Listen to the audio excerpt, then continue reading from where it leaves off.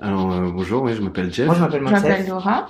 L'histoire que je Cette vais te histoire raconter. Alors, incroyable. mon histoire, moi, elle commence Mon à histoire, en fait, Budapest. pour la raconter, il va falloir remonter un petit peu en arrière. 6 ans, et en 2014. 2015. Il y a eu un instant précis qui a bouleversé énormément de choses. Changé toute ma vie, en fait. C'était un tournant dans ma vie qui a un peu tout chamboulé. Et en fait, je suis là pour vous raconter ma life. Retour à l'instant T, c'est le podcast qui met en lumière vos propres histoires, celles qui entrent dans vos vies un instant et bouleversent tout sur leur passage. Bonjour à tous et bienvenue dans le 28e épisode du podcast Retour à l'instant T. Aujourd'hui, nous allons découvrir l'histoire de Gwenaëlle. Gwenaëlle a toujours été curieuse de l'expérience Vipassana, un séjour de 10 jours dans le silence, sans distraction, où les participants ne peuvent pas sortir et doivent méditer 11 heures quotidiennement. Alors inscrite, la veille de son départ pour l'événement, elle va faire la rencontre d'un homme qu'elle devra quitter le lendemain pour le retrouver différente. Partons ensemble à la découverte de l'histoire de Gwenaëlle. Retour à l'instant T. Bonjour Gwenaëlle, bienvenue sur le podcast Retour à l'instant T. Bonjour Lucie, merci beaucoup de m'avoir invitée. Est-ce que, avant de nous raconter ton instant T, tu pourrais nous expliquer un petit peu dans quel contexte celui-ci s'est produit, qui tu étais, quel âge tu avais, dans quelle situation personnelle et professionnelle tu te trouvais? En gros, ça faisait plusieurs années, j'avais entendu parler de l'expérience Vipassana. Je l'avais entendu parler sur un blog. Vipassana, c'est une retraite méditative où tu passes 10 jours dans un lieu où tu vas ne faire que méditer, tu ne peux pas parler, tu ne peux pas écouter de musique, tu peux pas prendre de livres, il y a vraiment rien, tu te retrouves seul avec toi-même parce que tu ne peux pas parler aux gens avec qui tu fais cette retraite. Et moi, j'en avais entendu parler du coup dans un blog de voyage et j'avais été très très curieuse en fait de cette retraite parce que j'avais vu que, par exemple, tu vois, il y en avait qui avaient mal au dos et du coup, à la fin de cette retraite, il y avait plus rien, ils étaient transcendés, ils étaient complètement différents, que ça avait changé leur vie. Et moi, je suis quelqu'un d'assez extrême et j'adore les expériences justement où vraiment t'es poussé dans tes retranchements. J'avais déjà fait ça il y a quelques années où j'étais partie faire de la boxe thaï dans un camp en Thaïlande, alors que je n'avais jamais fait de boxe thaï. Ça a été compliqué. Et du coup, je me suis dit, ouais, bon, c'est vrai que je fais pas beaucoup de méditation. En fait, j'en fais pratiquement jamais. Peut-être 5 minutes avec petit bambou, tu vois, mais rien à voir. Et donc, du coup, je me suis dit, vas-y, je tente quoi, parce que comme je t'ai dit, je suis très extrême. Et je me suis dit, bon, allez, j'y vais. Sauf que ça a été compliqué parce qu'en fait, Vipassana, même s'il y a des centres partout dans le monde, et en plus, c'est gratuit, tu peux t'inscrire quand tu veux, mais le problème, c'est qu'il y a tellement de demandes que en fait pour t'inscrire, il faut te lever vraiment au moment où les inscriptions tombent quoi. Et en fait, j'ai mis beaucoup de temps à pouvoir réussir à m'inscrire jusqu'au moment où je me suis dit ouais, c'est bon, allez cette fois j'y vais, je veux le faire et donc du coup, je me suis réveillée à 6h du matin pour être sûre de rafraîchir le lien et de pouvoir m'inscrire. Bon après en fait, je me suis rendu compte que les inscriptions c'était à 8h, donc en fait, j'ai attendu 2 heures dans mon lit avec mon ordinateur pour pouvoir m'inscrire et finalement du coup, j'ai réussi à m'inscrire pour la retraite de juin qui se trouvait près de Barcelone. Et toi, dans ta vie, ça allait bien? Enfin, qu'est-ce qui te challengeait là-dedans? Parce que j'ai compris que tu étais extrême, mais est-ce que tu te disais qu'il y avait des maux physiques ou mentaux qu'il fallait que tu règles? Tu allais à la recherche de toi-même? Qu'est-ce que c'était? Ouais, je pense que c'est vraiment une recherche de soi aussi. Et puis, moi, je suis quelqu'un qui a des problèmes de troubles alimentaires. Et je me suis dit, c'est peut-être une solution, en fait. Je me suis dit peut-être que ça va me permettre de justement de régler ces trucs-là et d'aller chercher peut-être des réponses en moi. Et voilà en fait, je me suis dit ça. Mais c'est aussi le fait de connaître ça. J'avais besoin de savoir exactement ce qui s'y passait quoi. C'est bon, je suis prise entre guillemets parce qu'il n'y a pas de sélection en soi, mais tu vois, faut quand même se lever tôt et vraiment s'inscrire dès que ça sort quoi. Donc c'est bon, je sais que je vais partir. Je me dis waouh, là par contre du coup tu recules pas quoi parce que les places entre guillemets sont tellement chères. Donc et voilà, et en fait ce qui s'est passé c'est que comme je t'ai dit le jour en fait avant d'y aller, j'ai mon premier date justement avec avec mon chéri qui est maintenant mon chéri quoi. Donc c'était assez drôle parce que du coup je suis allée à ce date et puis je lui dis par contre je vais pas pouvoir te parler pendant 10 jours. Mais le feeling était bien passé. Ouais, le feeling est super bien passé et il m'a attendu et voilà, enfin j'en parlerai après, mais donc voilà, je pars pour Barcelone. D'ailleurs, c'était assez drôle parce que c'est vraiment dans un coin paumé, quoi. Donc pour y aller, c'est un peu compliqué. On m'avait dit qu'il y avait une navette qui pouvait venir me chercher, mais je me suis gourée d'endroits. Enfin, j'ai attendu 2 heures sur le bord de la route qu'on vienne me chercher. Mais j'étais plutôt de bonne humeur. J'étais pas parce que j'étais de bonne humeur et donc du coup la navette est finalement venue me chercher et là je suis arrivée dans le centre et c'est assez drôle parce que du coup t'arrives et pour l'instant on n'est pas encore dans le silence donc tu peux parler aux gens, les gens t'accueillent, donc tu arrives, tu remets ton téléphone, tu remets toutes tes affaires, tu dois inscrire ton nom, ton prénom, ton machin et en fait t'arrives et là en fait ce qui est cool c'est que toutes les femmes qui ont fait l'expérience avec moi, parce qu'en fait, on est séparés. Il y a le clan des hommes et le clan des femmes. Et donc, du coup, toutes les femmes, en fait, qui sont arrivées en même temps que moi, à ce moment-là, on est là, on se parle, on discute. Enfin, tu vois, c'est un peu une ambiance colo, tu vois. On est là, ah ouais, c'est cool, tu viens d'où, machin. Jusqu'au moment, à 19h, je crois, le gong retentit. Et il y a un discours qui nous explique, voilà, pourquoi on est là, ce qu'on va faire. Et à partir du moment où le gong retentit, plus un mot. Et alors, le premier soir, écoute, j'ai envie de te dire, ça s'est plutôt bien passé, tu vois, parce que je suis encore dans l'euphorie du truc. On va se coucher.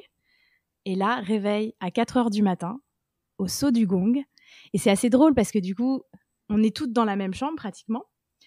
Et du coup, on se réveille et puis on se regarde, mais on peut pas se dire « Ah, alors, t'as bien dormi? Comment ça se passe ?» Pas un mot. Et donc, à 4h du matin, je te cache pas que ça pique de se lever. Et là, tu vas pour ta première méditation. Et quand t'as pas l'habitude de méditer ou quand tu médites 5, 10, 15 minutes, 2 heures d'un coup, tu les sens bien passer, quoi. T'es encore un peu endormi. Mais écoute, voilà, j'ai pas souvenir que c'était plus dur que ça, en tout cas, cette première méditation. Et ensuite, du coup, tu vas pour le petit déjeuner qui est à 6h du matin. Et ensuite, tu as une petite pause pour aller te promener. Parce que tu peux quand même sortir, mais en restant dans le centre, tu peux te promener. Et du coup, pareil, au petit déjeuner, tu manges, mais sur une table individuelle. Tu vois, t'es pas genre à une grande tablée. Tu as ta petite table à toi avec des espèces de petites cloisons pour pas parler aux autres. Bon, moi, ça va, j'avais la vue sur une fenêtre, donc du coup, je voyais le jardin.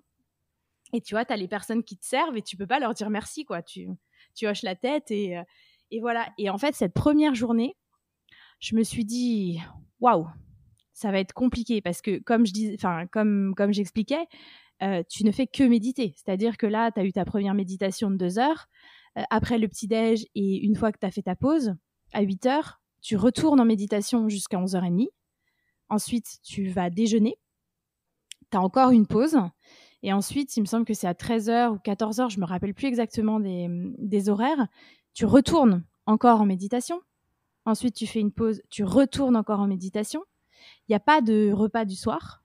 Tu as juste à 17h, tu as un fruit. Tu peux aller manger un fruit et te promener. Ensuite, tu reviens pour la méditation et t'as un espèce de cours justement sur la vie de Bouddha où là c'est un peu c'est la fête, quoi, parce que du coup t'écoutes, t'as des oreillettes et t'écoutes parce que en fait si tu veux, vu que moi j'étais en Espagne, j'ai fait ça me dérange, si tu veux, les méditations elles sont guidées, donc tu les as en anglais et tu les as en espagnol. Moi, de toute façon, je parle les 2 langues, donc ça ne me dérangeait pas. Mais par contre, les cours que tu as, ils sont censés être dans ta langue maternelle. Donc, en gros, toutes les personnes qui n'étaient pas natives espagnoles ou pas natives anglaises, elles faisaient le cours dans une autre salle avec un espèce d'iPod. Et donc, du coup, tu es là, waouh, c'est vraiment le moment de ta journée où il se passe un truc, quoi. T'écoutes un cours. Et ensuite, après, tu retournes pour la dernière méditation qui se termine vers 21h, un truc comme ça, et après, tu vas te coucher. Mais du coup, toutes les méditations, tu as quand même quelqu'un qui te guide. En fait, oui, tu as le guide indien qui te parle, en fait, qui parle en anglais, et tu as aussi une prof qui est là, et qui te parle en fait, qui est là un peu pour superviser le truc, mais il y a pas mal de moments de silence en fait. C'est-à-dire qu'il t'explique, parce qu'en fait Vipassana c'est une technique. Donc en gros le but de cette retraite, c'est de t'apprendre la technique Vipassana, la technique méditative. Donc en gros les 3 premiers jours t'apprends une technique qui n'est pas encore Vipassana, mais en gros, tu ne te concentres que sur un point dans ton corps, c'est-à-dire le point qui est juste en dessous de ton nez, et tu dois sentir toutes les sensations qui se trouvent en dessous de ton nez. Et donc, passer 3 jours à ne te concentrer que sur ça, c'est dur, c'est extrêmement dur, mentalement, mais c'est aussi dur physiquement, parce qu'au final, tu restes en tailleur pratiquement toute la journée, 11 heures sur 24 heures, c'est beaucoup. Après, tu peux aussi, il y a des moments où tu peux méditer dans ta chambre. Après, je te cache pas que j'ai un peu triché et au lieu de méditer, je dormais. Mais bon, je crois que je ne suis pas la seule à avoir fait ça. Donc, ouais, physiquement, moi, je crois vraiment au bout du 3e jour, moi, je suis perdue, quoi. Je suis très, très mal. Enfin, je me dis, c'est pas possible. Enfin, qu'est-ce que je fais là ? Je souffre. Je suis en souffrance psychologique et physique parce que je suis comme un lion en cage. Je suis quelqu'un plutôt extraverti, et le fait de pas avoir de contact avec qui que ce soit, de pas pouvoir parler, parce que c'est ça en fait qui est le plus dur pour moi. Moi, au final, de pas avoir mon téléphone, ça me dérange pas plus que ça.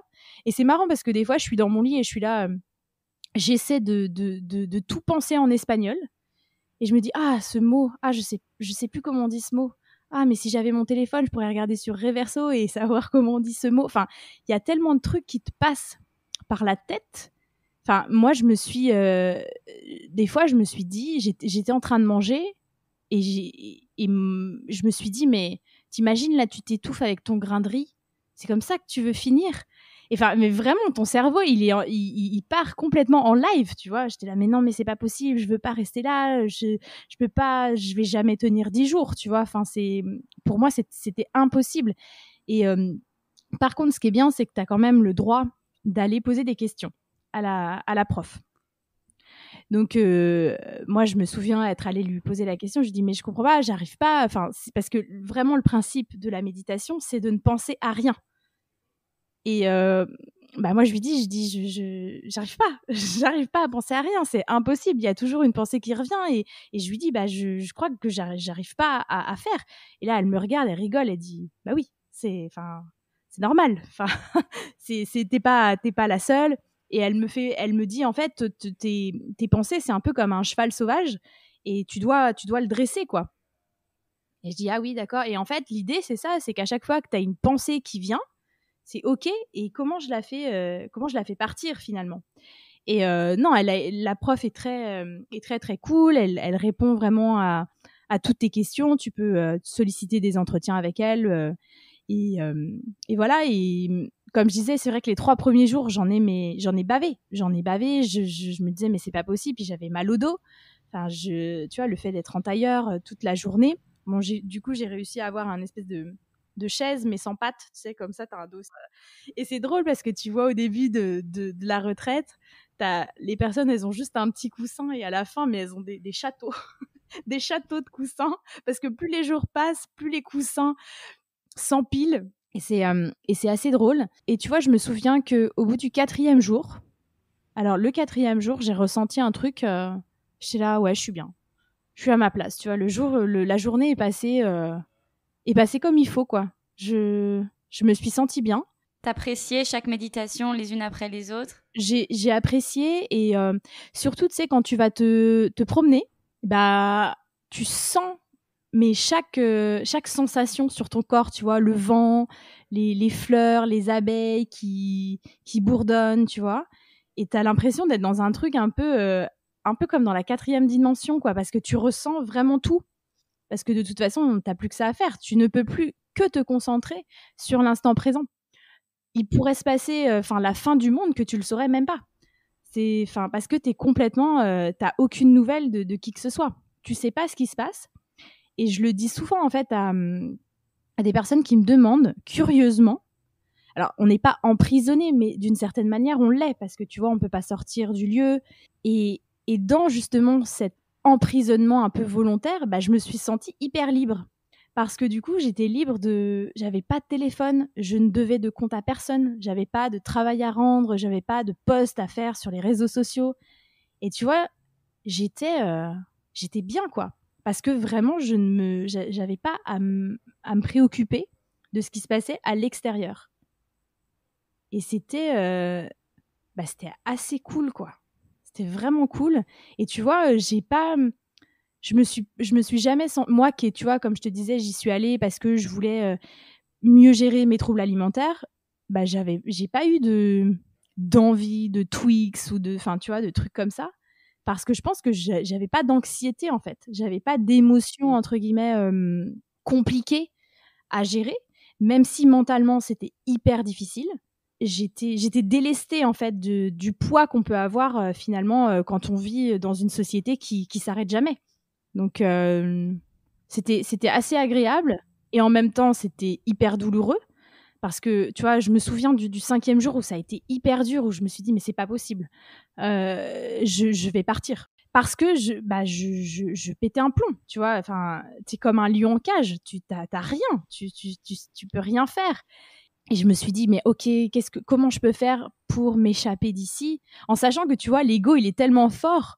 J'étais là, mais non, mais je vais pas partir la première. C'est hors de question que moi, j'abandonne. Donc, du coup, j'étais en train d'imaginer des trucs pour pouvoir m'enfuir, entre guillemets. Genre, ouais, je vais aller chez le voisin, je vais lui demander son téléphone, je vais appeler ma mère pour qu'elle appelle le centre, pour qu'elle dise qu'il y a un problème et qu'il faut que je rentre. Enfin, mais j'ai imaginé des stratégies. Là où je te dis, où l'ego est très fort aussi, c'est que je me suis dit, non, mais Gwen, c'est hors de question que tu partes d'ici. Que tu partes d'ici sans avoir terminé. Tu vas pas être la première à partir, et tu t'es engagée dans Vipassana, tu vas pas partir. C'est hors de question. Et c'est assez drôle parce que, tu vois, toutes les personnes qui me connaissent misaient pas un copec sur le fait que j'allais terminer. Hein. Clairement, là, bon, on se revoit dans 3 jours. Hein. J'étais là, mais hors de question qu'ils aient raison. Et c'est vrai qu'une fois le jour 5 terminé, je me suis dit, Gwen, t'as fait la moitié. Et vas-y, quoi, continue. Et en fait, bah, c'est un peu comme ça que j'ai tenu, dans le sens où je me suis dit, bon, allez, attends la fin de la journée pour prendre ta décision, attends le matin, attends la fin de tu vois, à chaque fois, je décalais finalement ce truc de partir. Et ouais, j'ai tenu, tu vois. Et après, le 9e jour, on a une dernière méditation. Et après cette méditation, là, tu peux parler. Elle était sans fin. Parce qu'en fait, tu sais, je me rappelle même plus en plus comment il s'appelle, le mec qui a inventé Vipassana. Tu vois, je suis une mauvaise élève parce que je me souviens plus de son prénom. Et en gros, tu l'entends, il parle et tout, et il est là, Anicca. Enfin, tu vois, il fait son truc, et tu vois, tu crois que c'est fini, et là il refait bam badam badam, et là je suis là, mais non, mais arrête-toi. Laisse-moi parler. Et tu vois, je suis là. Et à chaque fois, il fait le coup, tu vois. Moi, je regarde, je suis là comme ça. Et là, il fait bam, badam, et je suis là, putain, on va jamais terminer. Et là, on se termine. Et là, je tourne ma tête pour voir les personnes qui sont autour de moi, qui sont toujours les mêmes parce qu'on a notre place assignée. Et là, je regarde la fille qui est à côté de moi, je dis, podemos hablar. Et elle me dit, creo que si. Et là, ça commence, tout le monde, on sort et tout le monde commence à parler, et tout le monde un peu parle de son expérience et tout ce qui s'est passé. Et là, du coup, les hommes sont mélangés aussi aux femmes, on peut enfin tous se parler, quoi. Et là, mais c'est le brouhaha international, parce que tout le monde n'a pas parlé pendant 9 jours entiers. Et là, du coup, on a toute envie de se parler. Mais après, il y a vraiment une raison aussi pour pas du fait qu'on parle pas. C'est aussi que l'expérience, elle est faite aussi pour pas se comparer aux autres. C'est-à-dire que ton expérience, elle doit vraiment être la tienne, et qu'il y a certaines personnes qui vont ressentir des trucs peut-être plus forts que d'autres.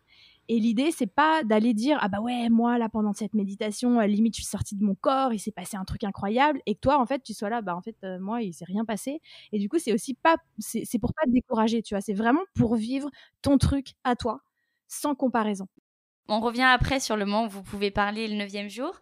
Juste entre le 5e et le 9e, du coup. Le 4e, tu te sens hyper libéré et hyper aligné avec toi-même. Le 5e, c'est horrible, lion en cage, les barreaux de la prison sont revenus.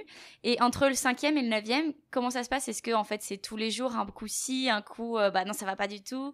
Comment est-ce que tu processes le truc? C'est en dents de scie, en fait. Tu vois, je me lève le matin, je me dis, bon, allez, ça va le faire. Et puis, au bout de la deuxième méditation, je suis là, non, mais j'en peux plus, là. Je pourrais pas te dire, ça a été linéaire, quoi. Toute la journée, ça a été, ah ouais, c'est bien, ah non, c'est horrible, ah ouais, c'est bien, ah non, c'est horrible. Enfin, pour moi, ça a été vraiment les montagnes russes. C'est les montagnes russes. Et qu'est-ce qui se passe en toi? Est-ce que, du coup, je sais pas, est-ce que tu as des apprentissages, en fait, sur toi-même qui même aujourd'hui, tu te dis, waouh, c'est fou ce que j'en ai tiré? Ouais. Bah, en fait, vraiment, tu vois, ce que j'en ai tiré, c'est que je suis beaucoup plus forte que ce que je pense, tu vois, parce que j'ai tenu. Et ça, c'est vraiment un truc maintenant qui me suit tout au long de ma vie. C'est quand il y a quelque chose qui est extrêmement difficile, je sais que je peux continuer et je sais que je peux y aller, quoi. Ça, c'est vraiment une leçon que j'ai appris. C'est que parfois, on a la sensation que on va pas y arriver. Mais c'est normal, en fait, parce qu'au début, quand on sort, entre guillemets, de la zone, de sa zone de confort, c'est toujours hyper dur et on a toujours la sensation qu'on n'arrive pas, qu'on est nul. Et en fait, plus on pratique, plus on y va, plus finalement, ça devient facile. Et plus, finalement, on se rend compte que oui, c'est possible, en fait, on y arrive, quoi. Donc ça, c'est vraiment une leçon que j'ai tirée de ça. Ajouter aussi à celle de, comme je t'ai dit, quand je suis partie faire du Muay Thai, où au début, premier entraînement, j'étais là, mais c'est pas possible, je vais crever. Je vais jamais réussir à continuer. Enfin, j'ai pas pu marcher pendant 3 jours après. Et tu vois, je me rends vraiment compte que plus tu pratiques, plus tu y vas. Et au début, c'est normal, tu vois, c'est difficile, ça fait mal. Mais si tu continues, si tu persévères, ça devient plus facile. Alors après, non, je dis pas que Vipassana, au bout des 10 jours, c'était facile, hein, pas du tout. Toujours très difficile. Mais je me suis vraiment rendu compte que je pouvais le faire. Et ça, je l'ai pas mentionné aussi au début, j'y suis allée parce que je suis une personne qui n'a aucune patience. Exercice hyper compliqué. Parce que oui, non, je ne supporte pas d'attendre. C'est un truc, pour moi, je fais tout très vite, et du coup, oui, ça a été un exercice pour moi. Du coup, pour revenir sur la fin, à ce 9e jour, qu'est-ce qu'on ressent comme sensation quand enfin on peut parler? Ah, mais c'est la libération totale. J'étais un moulin à paroles. Je voulais plus m'arrêter. C'est non. Déjà, tu te dis c'est bon, en fait. Une fois, parce qu'après, il reste encore un jour. Tu vois, t'as toujours ce 9e jour et tu repars le lendemain. Mais tu dis, en fait, cette journée, elle est pinote, quoi. Enfin, tu peux parler aux gens, c'est la fête, c'est la fiesta, quoi. Donc, une fois que t'as passé ce cap-là, c'est facile, quoi. Après, il y a quand même des gens, bien sûr, qui abandonnent parce que c'est quand même une aventure extrêmement difficile. Et j'ai vu qu'il y avait, je crois qu'il y a 3 mecs qui ont abandonné. Mais les filles, ouais, nous, okay. On est restés. Après, moi, je l'ai fait, tu vois, j'ai aussi été stratégique dans l'endroit où je l'ai fait. C'est-à-dire que, bon, moi, je vis en Espagne, donc j'ai pas voulu aller non plus hyper loin pour le faire. Mais je l'ai fait en été, enfin, au début de l'été. C'est-à-dire qu'il fait pas encore trop chaud, il fait pas froid. Donc, en fait, comme je t'ai dit, j'ai été assez stratégique dans le moment où je l'ai fait, pour pas non plus le vivre hyper mal. Parce que je pense qu'en hiver, je l'aurais très mal vécu, et en plein été, en pleine chaleur aussi, parce qu'il n'y a pas la clim, hein, c'est pas... Donc j'étais vraiment bien. Après, voilà, c'est des dortoirs, on était 18 filles, je crois. Donc c'est lit superposé, tout ça. Mais bon, en même temps, j'ai envie de te dire, au moins personne parle, donc t'es sûr que tu peux dormir. Il n'y a personne qui va t'embêter. Donc ça, c'était... voilà, il n'y avait pas de souci à ce niveau-là. Mais oui, c'est rustique. Enfin, je veux dire, tu prends pas, t'as pas des bains, t'as pas de jacuzzi, t'as pas de piscine. Pour prendre ta douche, c'est à une heure bien spécifique. Tu vois, c'est. Mais ça ressemble pas à un hôpital non plus, quoi. En tout cas, moi, l'endroit où je l'ai fait, non, c'était même plutôt joli, tu vois. On avait un espèce de cloître, enfin, tu sais, un jardin au milieu, en fait. Tu sais, c'est comme un... Donc, enfin, tu vois, il y avait le gong là, on pouvait aller marcher dans le jardin. Enfin, non, c'était plutôt joli, tu vois. Mais c'était drôle parce que, tu vois, au moment où on se met à parler, parce qu'il y avait déjà des personnes qui l'avaient déjà fait. Tu vois, il y en avait une, c'était sa deuxième, il y en a une, c'était sa 4e fois, un truc comme ça. Et je lui ai demandé, ouais, bah, du coup, toi, ça va, ça devait... Fait, non, mais c'était un enfer. Il dit, c'était un enfer, même au bout de ta 4e fois, c'est l'enfer. Et il y avait une dame, je m'en souviens, c'était je pense que c'était la plus ancienne. Je la regardais, je me dis, mais on dirait Tati Daniel, quoi. Franchement, elle a l'air hyper aigrie et tout. Mais elle était comme chez elle, hein. Elle se faisait les ongles, elle s'est fait sa couleur de cheveux et tout. Je me disais, mais qu'est-ce qu'elle fait là? Elle était comme à la maison, hein. Elle avait pas de livre ni rien, mais petit vernis, sa petite couleur de cheveux. Je me dis, mais elle est incroyable. Et du coup, cette dame, elle vient me voir, elle me dit, alors, Carigno, comment ça s'est passé pour toi? Et je lui dis, bah, c'était difficile et tout. Et je dis, bah, et toi? Elle fait, oh, moi, c'était sa 17e fois. Elle vient tous les ans. Elle vient tous les ans, elle le fait 2 fois par an. Elle me dit, oh, tu sais. Et moi, j'étais là, what? Bah, c'est pour ça qu'elle est comme à la maison, quoi. Elle est chez elle, clairement, c'est sa 2e maison. Et je me dis, waouh, elle fait ça, mais tous les ans. Enfin, moi, là, pour l'instant, je suis pas prête encore à recommencer, hein.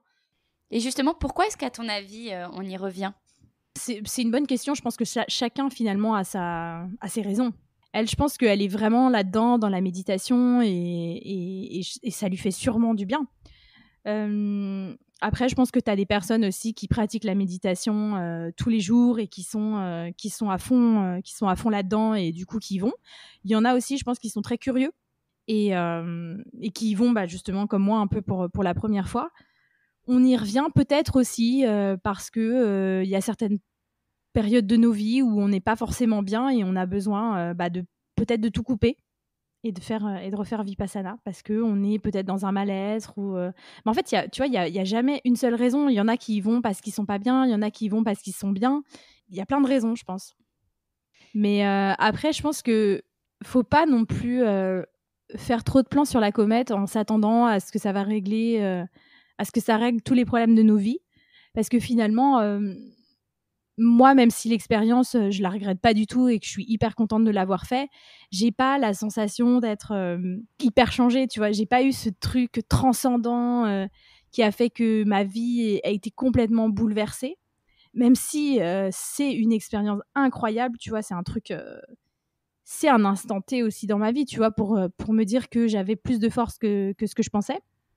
C'est pas non plus, enfin, tu vois, je suis pas devenue moine bouddhiste, quoi. Entre le avant et le après, est-ce que, notamment, après tu me diras s'il y en a d'autres, mais notamment le fait de ne pas avoir pu parler, de ne pas avoir pu lire, de ne pas avoir pu écrire, communiquer avec les gens et le fait d'avoir retrouvé tous ces sens, est-ce que justement ça n'a pas décuplé en fait toutes ces sensations, toutes ces choses que tu pouvais... que tu peux faire en fait avant sans même savoir que c'est une chance et là de te dire mais waouh en fait c'est le pouvoir qu'on a dans notre vie ou je sais pas.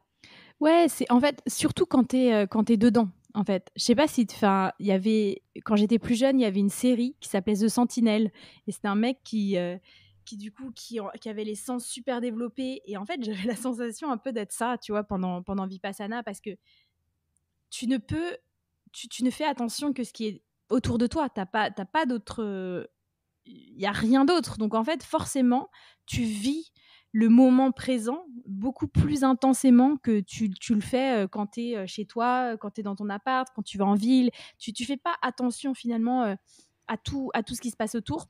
Et après, effectivement, quand tu sors et quand tu vois un peu tout le brouhaha de la ville, parce que après, tu vois, moi, je suis rentrée, il fallait que je rentre je suis passée par Barcelone, par la gare.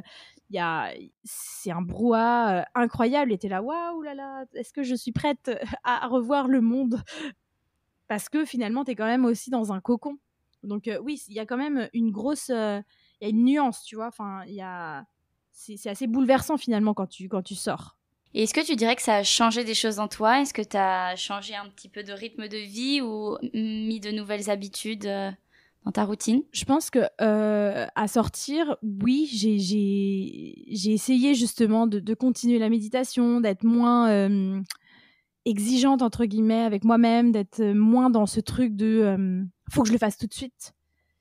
Mais après, la vie reprend son cours et ça a un petit peu recouvert finalement l'apprentissage aussi que j'ai eu de Vipassana. Alors après, j'y repense, tu vois, et des fois, parce que c'est une expérience aussi de lâcher prise et c'est quelque chose qui est pour moi qui est hyper compliqué.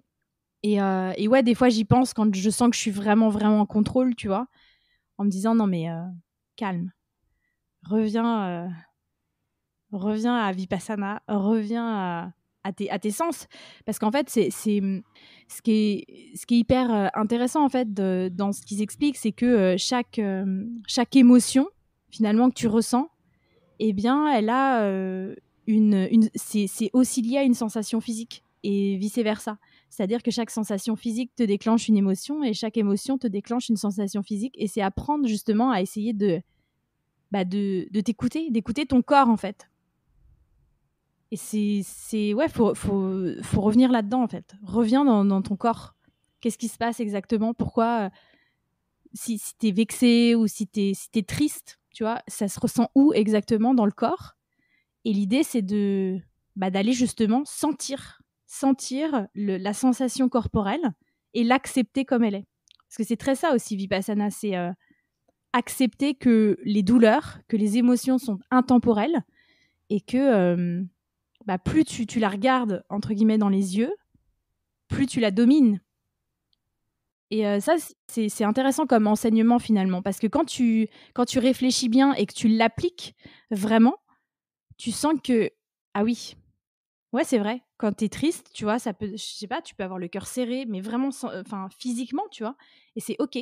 Là, clairement, bah oui, j'ai cette émotion-là, j'ai cette sensation, et de toute façon, ça sert à rien d'aller mettre un petit pansement sucré ou je sais pas dessus pour aller la faire partir. Elle est là. Et c'est ça, c'est que tout est impermanent. En gros, ce qui t'explique, c'est que toute sensation est impermanente, c'est-à-dire qu'au bout d'un moment, elle va partir.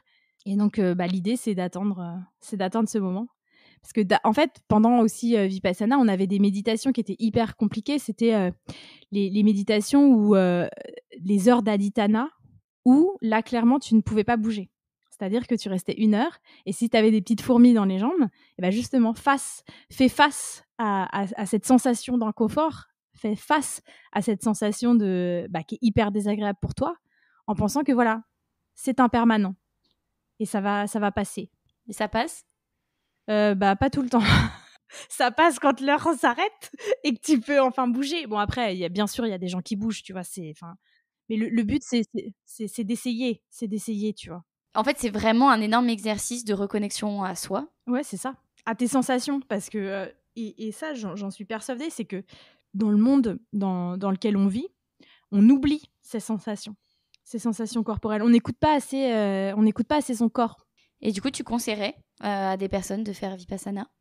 J'ai pas finalement de conseils à donner. Je pense que s'il y a une personne est curieuse, oui, c'est une expérience à vivre. Maintenant, je saurais pas du tout comment cette personne va réagir, tu vois.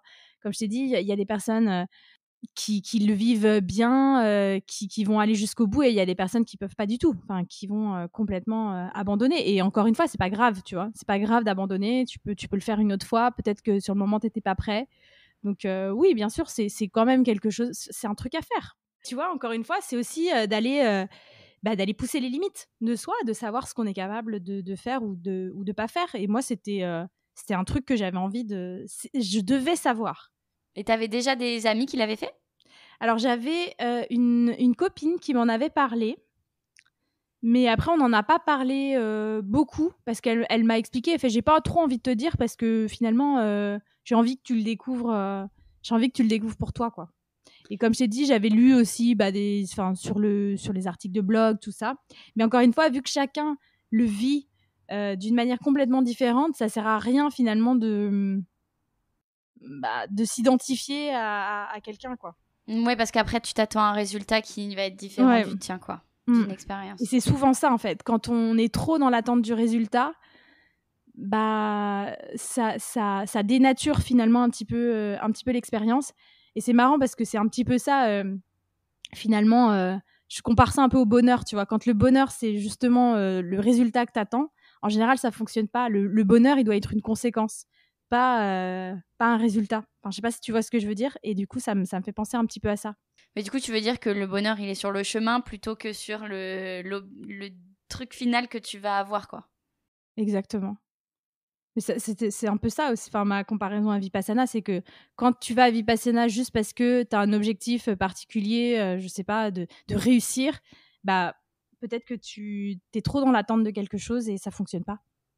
Est-ce que tu veux nous partager autre chose, un élément du coup de Vipassana, de ta vie, une réflexion? Bah écoute, tu vois, après le 9e jour, du coup le 10e jour, quand on se réveille, c'est à 7h, on retrouve nos téléphones. Et du coup, j'avais plein de notifications. Et à 8h, j'ai mon copain maintenant qui m'envoie un petit message en me disant « Oui, j'ai vu sur Internet que ça se terminait à 8h. Du coup, j'ai mis mon réveil pour t'envoyer un message. » Et du coup, je me suis dit « Ouais, franchement, cool. » Tu vois, je pense qu'aussi, s'il y a bien un truc que ça m'a permis de voir aussi, c'est que je me suis dit « Va vers les personnes qui te montrent, tu vois, qui ont vraiment envie d'être avec toi. » Et je me suis dit, lui, il me montre. Et vas-y, donne-lui une chance. Et voilà. Le soir, je l'ai invité à manger une pizza et voilà. Et tu vois, il m'a attendu ces 10 jours. Et puis, voilà, maintenant, ça fait plus d'1 an qu'on est ensemble. Et affaire à suivre, tout se passe bien. Ouais, tout à fait. Et tu penses que Vipassana a eu un rôle dans tout ça ou... Peut-être parce que je pense que j'avais tendance aussi à aller vers les mecs qui n'étaient pas forcément disponibles. Et c'est vrai que le premier date que j'avais eu avec lui, je me suis dit, bon, il est gentil, mais bon, enfin, c'est pas non plus... je tombe pas par terre, quoi. Et au final, je pense que Vipassana, ça m'a permis aussi de me dire, mais des fois, ça prend du temps. Et aussi de se dire, justement, c'est... Quand ça te met par terre, c'est pas forcément agréable. Non, ouais, exactement. C'est douloureux, en fait.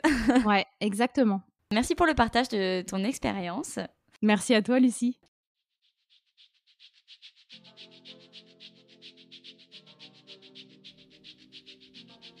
Merci à vous d'avoir écouté cet épisode de Retour à l'instant T.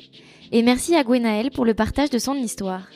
Si cet épisode vous a plu, abonnez-vous au podcast et laissez-lui 5 étoiles sur votre plateforme préférée. Si vous avez une histoire surprenante à raconter, n'hésitez pas à me contacter par mail pour que l'on enregistre un podcast ensemble. Retrouvez le podcast sur Instagram au nom de Instant T Podcast et à bientôt pour le prochain épisode.